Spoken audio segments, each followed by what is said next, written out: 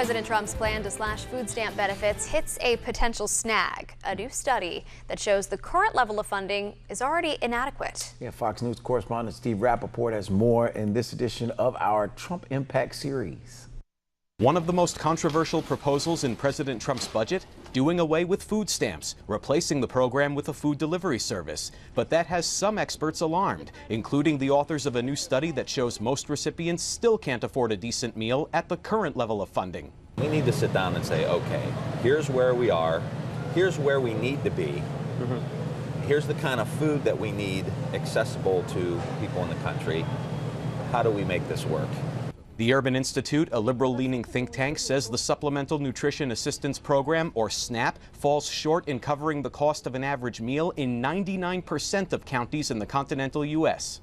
The study, based on census data, concluding the maximum benefit per meal is $1.86, but with the average meal costing $2.36, a lot of low-income Americans are still going hungry. The counties with the largest gaps include urban areas with a high cost of living, like New York and San Francisco, and smaller rural areas in Oregon and Michigan. The White House hasn't responded to the study, but the president's budget proposal calls for a 30% cut in SNAP funds, reducing the average benefit to less than $1.50 per meal. It's a lot more fun to spend money than it is to reduce.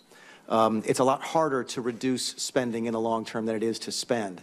And I think that it's incumbent upon all of us to start making difficult decisions. According to the most recent government data, more than 44 million Americans are receiving SNAP benefits. There's no word on whether that number would drop under the president's budget proposal.